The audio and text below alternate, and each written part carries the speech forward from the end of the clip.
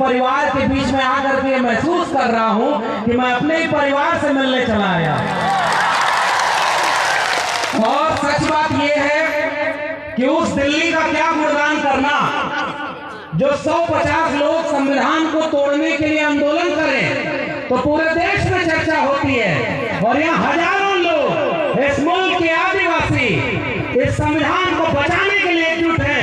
उस दिल्ली को सुनाई नहीं देता है, हम उसे सुनाने के लिए यहाँ आए हैं। और मैं सबसे पहले आप सभी लोगों की इस एकता को, आपकी लड़ाई को सलाम करता हूं। और ये लड़ाई तो कोई आज की नहीं है। हम लोगों को तो पढ़ने लिखने का मौका मिला तो हम लोग भी गलत इतिहास पढ़ते थे। जब भी यहाँ लोग बता रहे थे कि जहां हम खड़े हैं ये बेड़का जगह है और इसे बदल करके कैसे बेड़ेश्वर धाम किया गया है और वहां नए नए मंदिर बन गए हैं, ये गलत कर दिया। हमारे इतिहास पर अपना इतिहास आरोपित कर दिया। और हमारे लोग कह रहे थे कि हम इसे उनके नाम से नहीं बुलाएंगे, हम इन्हें अपने नाम से बुलाएंगे कि ये आज भी इस देश के मूल निवासियों की जमीन बेड़का है और हम अपना इतिहास लेकर के उस इतिहास को गलत साबित करेंगे। और यही काम पूरे देश में हुआ है साथियों। आप तो जागरूक लोग हो, हम आपसे कोई नई बात कहने नहीं आए, हम तो आपसे मिलने आए और मिलकर जा रहे हैं। अभी देखा कई किलोमीटर तक लोग अभी पैदल चले आ रहे हैं, अपने पैसे से आ रहे हैं। ये बस में ट्रक में भरकर लाई गई पैसा देकर भीड़ नहीं है, ये अपने वजूद के लिए आई भीड़ है। तो हमारे पास तो ये बात की मौका है, भगवत जी और तमाम लोगों ने ये मौका दिया कि हम आपसे हिम्मत लेकर जा रहे हैं। और जितनी भी कोशिश हमारी है दिल्ली में खड़े होकर ये बात कहेंगे और लड़ेंगे कि संविधान विरोधी तमाम लोग यह बात आंख खोल कर देख लो कि इस मुल्क के एससी, एसटी, ओबीसी संविधान को मानने वाले अब एकजुट हो गए हैं और तुम्हें देश को बर्बाद नहीं करने देंगे। तो पहली बात यही कि साथियों एकजुट होने का वक्त है। मैं तो आदिवासी समाज से आता भी नहीं, मैं तो ओबीसी समाज से आता हूं। ओबीसी मतलब जानते हैं, और मुझे पता चला है कि इस कार्यक्रम में ढेर सारे ओबीसी भी आए हुए हैं। और आपके बारे में तो हमें भी 2 साल पहले पता चल गया था कि जिन आदिवासियों को वनवासी करके तोड़ने की कोशिश हो रही थी 7-8 साल पहले उस आदिवासी परिवार ने एकजुट होकर सबको जोड़ने की कोशिश कर ली और आपने क्रांति कर दी है भाई। मैं आपको सलाम कर रहा हूं। और आपने जो 2 विधायक जिताए उनमें से एक तो हमारे पिछले दिनों दिल्ली गए थे, अपने विद्यार्थियों को, अपने इलाके के छात्रों को एरोप्लेन में लेकर के पूरा दिल्ली घुमाया कि जाओ और पढ़ाई करोगे तो एक दिन दिल्ली पर तुम कब्जा भी कर लोगे, ये कहने की बहुत जरूरत है। और ऐसे वक्त में ले आए हैं वो दिल्ली जब इस देश में एक प्रधानमंत्री ऐसा बैठा है जो पहले जब चुनाव लड़ रहा था तो वादा क्या किया था कि वो बेच रहे हैं भारत को, मैं चैन से कैसे सो जाऊं, सौगंध मुझे इस मिट्टी की, मैं देश नहीं बिकने दूंगा। बोला था ना, आप लोग भी सुने थे ना कि देश बेचेगा नहीं, न खाऊंगा और न खाने दूंगा, ये नारा लगाया था ना। अब जब प्रधानमंत्री बन गया तो 8 साल में क्या कर रहा है, पहले रेल बेच दिया, फिर बैंक बेच दिया, फिर LIC बेच दी, फिर BSNL बेच दिया, हमारी जल जंगल जमीन को बेच दिया, हमारी शिक्षा में 13 पॉइंट रोस्टर ले आया था कि हमारे प्रोफेसर भी ना बन पाए, और जहां हवाई जहाज वालों को, हवाई चप्पल वालों को हवाई जहाज में चलाएंगे, हवाई जहाज भी बेच दिया। पूरा देश बेचते बेचते अपने दोस्त को दुनिया का दूसरा अमीर आदमी बना दिया और पूरे देश को नीलाम कर दिया है। ऐसे वक्त में हम खड़े हैं तो मैं तो ऐसे क्रांतिकारी लोगों को सलाम कर रहा हूं। आपने ऐसा विधायक चुना जो आपके विद्यार्थियों की शिक्षा की चिंता करता है। मैं तो उत्तर प्रदेश का रहने वाला हूं, वहां जो विधायक और सांसद दिल्ली और उत्तर प्रदेश में है वो स्कूल और विद्यालय की चिंता नहीं कर रहे, वो शौचालय और देवालय की चिंता कर रहे हैं और रोज इनको लड़वाते हैं। इस मुल्क के मूल निवासी कौन? ये हम लोग हैं ना। मैं ओबीसी समाज से आता हूँ। एक ही बात, दो बात कहने आया हूँ। पहली बात तो शिक्षा की करने आया हूँ। मैं दिल्ली विश्वविद्यालय में पढ़ाता हूँ और पता है अभी परमानेंट प्रोफेसर नहीं हूँ, टेम्परेरी हूँ। टेम्परेरी मतलब समझ रहे हैं? वो वाला टेम्परेरी नहीं जिसमें प्रधानमंत्री भी टेम्परेरी होता है, 5 साल बाद उसको चुनाव लड़ना होता है।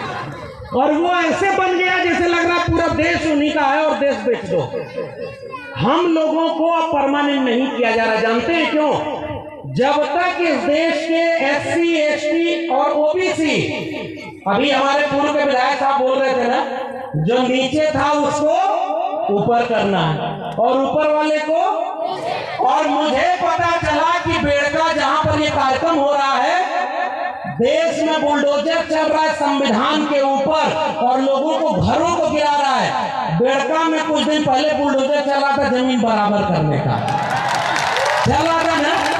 हम भारत के संविधान को आगे रखकर इस देश की जाति व्यवस्था, जिसमें कोई मुख से पैदा हुआ, कोई भुजाओं से पैदा हुआ और अपने को ऊपर रख करके देश को बर्बाद किया, हम इस देश के SC, ST, ओबीसी आ जाओ संकल्प लें कि एक बराबर जमीन बनाएंगे और कोई बड़ा और कोई छोटा इस देश में नहीं होगा। भाई इस देश को बनाया हमने, इन बंजर जमीनों को उपजाऊ बनाया हमने। और हमारे पुरखों की तो तस्वीर लगी है साहब, बाबा साहब डॉक्टर अंबेडकर और बिरसा मुंडा, टंटिया मामा, जयपाल सिंह मुंडा, सिद्धू कानू, तिलका माझी। अगर ये न होते तो ये देश ऐसा कभी नहीं बनता। ये बात मैं आपसे कहने आया हूं कि हमारे पुरखों ने ये लड़ाई लड़ी। और मैं पहली ही अपील आपसे कर रहा हूं साथियों, बहुत सारे लोग बोलने को हैं। इस देश के सबसे पुराने इलाकों में से एक, सबसे पुराने बाशिंदे आप हैं ना, और आपने इस मुल्क को बनाया है ना।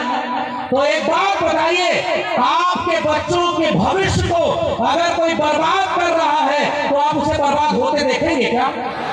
क्या अपने बच्चों के भविष्य को बर्बाद करने देंगे क्या? अरे भाई इस देश में जिनको आपने बड़े बड़े नेता बनाया, वो रोज मंदिर मस्जिद हिंदुस्तान पाकिस्तान और हिंदू मुस्लिम में पूरे देश में दंगा करवा रहे हैं। और हमारे बच्चों की स्कूल विश्वविद्यालय सब निजी हाथों में बेच दिया ताकि हमारे आपके घरों के बच्चे न पढ़ पाए। इसलिए इस देश के मूल निवासी भाइयों, मैं आपसे एक अपील, एक गुजारिश करने आया हूं। भूखे रहना, प्यासे रहना, एक कपड़ा कम पहनना, आप घर में एक रोटी कम बनाना, लेकिन हाथ उठाकर बताओ आप अपने बच्चों को पढ़ाओगे कि नहीं पढ़ाओगे? स्कूल भेजोगे कि नहीं भेजोगे? आप सब कुछ सह लेना लेकिन अपने बच्चों को स्कूल भेजना।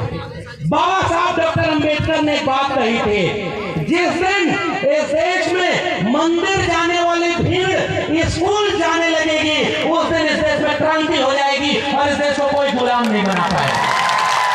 तो जो विधायक ने अभी 25, 30, 50 बच्चों को दिल्ली लेकर के दिखाया कि ये दिल्ली है जहां से पूरा देश चलता है, तुम्हें पढ़ लिख करके DM, SP, doctor, engineer, professor और जज बनना है। एक बात बताओ इस देश के आदिवासी लोगों, सुप्रीम कोर्ट में कितने जज आपके हैं पता है? 0 है। आपके हाई कोर्ट में कितने जज हैं? आपके प्रोफेसर कितने हैं? सब 0 हैं लगभग। और सारा कब्जा किसने किया है? 5% लोगों ने इस देश के 90% जगह, जमीन, प्रोफेसर, डॉक्टर, इंजीनियर सब पर कब्जा किया है। क्या हम लोग गुलाम हैं क्या? हमारे पुरखों ने लड़ाई लड़के इस मुल्क की मिट्टी को बचाया है ना। मुझे याद आता है बिरसा मुंडा का वो गुलाम, जब उन्होंने कहा था कि हमारी चल जंगल जमीन पर हमारा हक है और जितने बाहर से आए हैं, चाहे वो अंग्रेज हो, चाहे वो यहाँ के सामंती जमींदार हो, वो सब दिक्कू हैं और इस दिक्कू के खिलाफ हम गुलाम करते हैं और अपने मूल निवासियों के हक के लिए लड़ेंगे। बिरसा मुंडा ने क्या इसीलिए लड़ाई लड़ी थी कि आज 75 साल बाद इस मुल्क के सुप्रीम कोर्ट में आपके जज ही ना हो? आप, मैं दिल्ली विश्वविद्यालय से आया हूं भाई, और आपसे कहने आया हूं कि आपके प्रोफेसर वहां नहीं है। 92 कॉलेज दिल्ली यूनिवर्सिटी के हैं, उसमें से एक भी कॉलेज का प्रिंसिपल कोई आदिवासी नहीं है। ये किसका देश है भाई? न जज हमारे, न वकील हमारे, न डॉक्टर हमारे, न इंजीनियर हमारे, और रोज ये कहते हैं हिंदू मुस्लिम के खिलाफ लड़ाने के लिए। अरे हमारे पुरखों को जब मौका मिला, सिद्धू कान्हू तिलका मांझी को, बिरसा मुंडा जयपाल मुंडा को, अंग्रेजों के खिलाफ भी बगावत की थी। आज वो लोग शासन कर रहे हैं जो अंग्रेजों से माफी मांगते थे। पहचाने कि नहीं? अंग्रेजों से माफी मांगते थे ना। अंग्रेजों से जो राजा महाराजाओं के इतिहास पढ़ा जाता है, और हमारे यहाँ खड़ी गम्मो कहते हैं, मूंछ पर राजस्थान को ताव देते हुए कहते हैं कि राजपूताना शान है। अरे भाई, तुम्हारी तलवार को जंग लग गया था क्या जब इस देश को सब गुलाम बना रहे थे? और आज तुम झूठा इतिहास पढ़ाते हो केवल राजपूताना राकेशवाद का। अगर इस देश के मूल निवासी न होते तो ये भारत हमेशा गुलाम बना रहता। हमने लड़ करके इस मुल्क को आजाद बनाया, और इसलिए मैं आपसे केवल गुजारिश कर रहा हूं, एक तो ये बात मान कर चलो। आप बताओ, आपके सरकारी स्कूल बर्बाद हो गए कि बचे? बर्बाद हो गए कि नहीं? आपके सरकारी स्कूल में मास्टर जितने होने चाहिए उतने हैं क्या? वहां बिल्डिंग है क्या? वहां पानी शौचालय है क्या? स्कूल बर्बाद कर दिया, पढ़ाई खत्म। जब पढ़ाई खत्म हो जाएगी तो बिरसा मुंडा को पढ़ेगा कौन? सिद्धू कान्हू को पढ़ेगा कौन? और भारत के संविधान को कौन पढ़ेगा? और जब आपके बच्चे पढ़ेंगे नहीं ना, तो कल को बेड़का धाम को कोई बड़ेश्वर धाम बना देगा और हम आप कुछ नहीं कर पाएंगे। शिक्षा अगर नहीं मिली तो हमारी पीढ़ियां गुलाम पैदा होंगी। इसलिए इस राजस्थान के लोगों, इस भारत के मूल निवासी लोगों, इस देश के दलित पिछड़े आदिवासी लोगों, एक संकल्प लो कि चाहे कुछ भी हो जाए, हम अपने इसको घर के लड़के और लड़कियों दोनों को स्कूल भेजेंगे और पढ़ाई करेंगे ताकि आने वाली पीढ़ी गुलाम न पैदा हो। और दूसरी अपील करके आपसे विदा लूंगा। वो दूसरी अपील केवल इतनी है कि एक चीज, डॉक्टर अंबेडकर को हम क्यों मानते हैं? अभी एक गाना बज रहा था, आनंद राय साहब बैठे हुए हैं। हम लोग बहुत पहले इनको सुनते थे कि भाई मध्य प्रदेश में कोई घोटाला हुआ, वहां वो विसल ब्लोअर है, जान जोखिम में लेकर के लड़ाई लड़े, और पता चला जो घोटाला करते रहा वो अमीर बनते रहा, देश को बेचते रहा, और हमारे लोगों का हक खत्म हो गया ना। इसलिए दूसरी और आखिरी अपील, हम बाबा साहब को क्यों मानते हैं? क्योंकि उन्होंने भारत का संविधान दिया। बिरसा मुंडा के बाद अगर हम सबसे ज्यादा पढ़ने लिखने वाले, मैं तो ओबीसी समाज से आता हूं, लेकिन मैं तो सीना ठोक के कहता हूं, अगर बिरसा मुंडा और जयपाल सिंह मुंडा न होते, संविधान सभा में जयपाल सिंह मुंडा खड़े होकर न बोले होते कि हम सैंडो घाटी सभ्यता के वारिस हैं, हम इस देश के मूल निवासी हैं और इसकी जल जंगल जमीन पर पहला हक हमारा है, तब ये भारत न बनता। इसलिए जो संविधान बना, बाबा साहब अंबेडकर, ज्योतिबा फूले और साहू जी महाराज से लेकर के बिरसा मुंडा, जयपाल मुंडा, सबने मिलकर एक ऐसा भारत बनाया, एक ऐसा संविधान बनाया जिससे हम सब बराबर हैं। हम सब बराबर है ना। अब तो कोई मुख से पैदा नहीं होता ना, कोई भुजाओं से पैदा नहीं होता ना। अरे भाई, दुनिया में इंसान एक तरफ पैदा होते हैं, यह देश ऐसा पाखंडियों का, यहाँ कोई मुख से पैदा हो रहा है, कोई भुजाओं से पैदा हो रहा है, कोई जंगे से पैदा हो रहा है। यहाँ डॉक्टर साहब अभी बोल रहे थे पाखंड इतना है, और पाखंड में देवी देवताओं के लिए लड़ाई हो रही है। एक किस्सा बस सुना दो, नोटबंदी हुई थी ना, नोट बंद हो गई 500,000 की। एक आदमी जब पुरानी नोट बची थी तो उसको लेकर ऐसे ही किसी मंदिर में चला गया। मंदिर बनता है 5 साल पहले, और ऊपर लिखते हैं विश्व का प्राचीनतम मंदिर यहाँ है। अभी 5 साल पहले बना, जमीन कब्जा करने के लिए। जमीन की लड़ाई आप लड़ रहे हैं, और वहां गया वो आदमी तो पुरानी नोट जो 500,000 की थी वो जल्दी जल्दी मंदिर के देवता को चढ़ाने लगा। तो बीच में अचानक एक आदमी आया और कहा कि ये कौन सी नोट चढ़ा रहे हो, ये नोट तो बंद हो गई है। तो वो आदमी बोला, अरे भगवान को थोड़ा ही पता है कि ये नोट बंद हो गई है। और वो आदमी गुस्से में फिर खड़ा होकर बोला, भगवान थोड़े ही ये नोट लेते हैं, जो नोट लेता है उसको पता है कि ये नोट बंद हो गए, इसलिए नोट को नहीं चढ़ा। इसका मतलब देवी देवता के नाम पर पाखंड फैलाने वालों ने आपके भगवान जो जो पता नहीं किसके भगवान है, उनके और आपके बीच में एक बिजनेसमैन को बैठा दिया कि नहीं, जो नोट ले रहा है कि नहीं। अगर नोट नहीं मिलेगी तो बिजनेस चौपट हो जाएगा ना। उनका तो बिजनेस, हमारे ज्योतिबा फूले ने किताब लिखी गुलामगिरी। उन्होंने कहा कि जैसे बाल बनाना नाई का धर्म नहीं धंधा है, जैसे लकड़ी का काम करना कुम्हार लोहार का बढ़ई का धर्म नहीं धंधा है, लोहे का काम करना लोहार का धर्म नहीं धंधा है, वैसे ही मंदिर में बैठ के पूजा पाठ कराना और दान के पेट पर भरना उस पुजारी का धर्म नहीं धंधा है। इसलिए वो अपना धंधा कर रहा है, हमारा धंधा चौपट है। आज यह आखिरी अपील है आदिवासी परिवार के लोगों, आपसे हमें हिम्मत मिली है। दिल्ली वाले आपको नहीं दिखाएंगे, लेकिन मैं आपसे एक भरोसा कर रहा हूँ, मैं लौट कर दिल्ली जब जाऊंगा तो दिल्ली के मीडिया वालों से पूछूंगा और अपने सोशल मीडिया प्लेटफॉर्म से ये बात लोगों के सामने रखूंगा कि भारत की राजधानी दिल्ली में 10 लोग भारत का संविधान जलाए, उन पर मीडिया चर्चा की। ये हजारों लोग भारत का संविधान बचाने के लिए आए हैं, तुम्हारी मीडिया में क्यों इसकी खबर नहीं है? ये मैं सवाल पूछूंगा उनसे। और दूसरा सवाल करूंगा, जो भारत के संविधान को जलाया, जो देश में मुसलमानों के खिलाफ दंगा करवा रहा है, मंदिर मस्जिद में लड़वा रहा है, वो जेल में नहीं है। और हमें पता चल रहा है राजस्थान, मध्य प्रदेश, उत्तर प्रदेश, जहां जो दलित पिछड़े आदिवासी अपने हक के लिए लड़ता है, उसको फर्जी मुकदमे में जेल में डाल रहे हैं। क्या ये भारत के संविधान की हत्या है कि नहीं है? जोर से बोलिए, भारत के संविधान की हत्या है कि नहीं? क्या भारत के संविधान को खत्म किया जा रहा है कि नहीं? क्या भारत के संविधान को खत्म होने के बाद हमारा कोई हक बचेगा? जोर से बोलिए। भारत का संविधान नहीं रहेगा तो हम रहेंगे क्या? संविधान खत्म हो गया तो क्या हम रहेंगे क्या? अगर SC ST OBC आपस में लड़ते रहे तो क्या संविधान बचा पाएंगे क्या? इसलिए आदिवासी परिवार के लोगों, देखो चुनाव तो आपको मैं कुछ कहूंगा नहीं। आपने 2 विधायक ऐसे चुन दिए हैं, एक कह रहा है बराबर करना है और दूसरा अपने बच्चों को पढ़ाने के लिए दिल्ली ले जा रहा है। अब मुझे और नहीं कहना है, लेकिन इतनी गुजारिश करूंगा, अगली बार चुनाव आए तो ऐसे विधायकों से विधानसभा भर देना जो आपके बच्चों का भविष्य बनाए। आपको गुलाम मत चुनिएगा। बाबा साहब से लेकर फूले साहब से लेकर इस देश के दलित पिछड़े आदिवासियों ने गुलाम चुना है, इसलिए वो हमारे बच्चों के लिए लड़ नहीं पाते। अरे ऐसे लोगों को चुनिए जो अपनी कुर्सी के लिए नहीं, आने वाली पीढ़ियों की लड़ाई लड़े। एक काम वो करिएगा। और दूसरी अपील, जब भी जरूरत पड़े, इस देश में OBC समाज से आता हूं और OBC समाज के लोग जहां भी होंगे, मैं उनसे एक बात कह रहा हूं, प्रकृति पूजा हम भी करते हैं। OBC समाज में कोई पाखंड, कोई पुजारी की जगह ही नहीं। हम लोग खेती किसानी करने वाले लोग, किसान कामगार मेहनत का छावां, हम अपने खेत से पैदा हुए फसल की पूजा करते थे। हम नदी नाले और पर्वत पहाड़ की पूजा करते थे, जैसे हमारे आदिवासी करते हैं। आपका भी गमछा पीला है, OBC का भी गमछा पीला है, और ये एकता है हमारी और आपकी।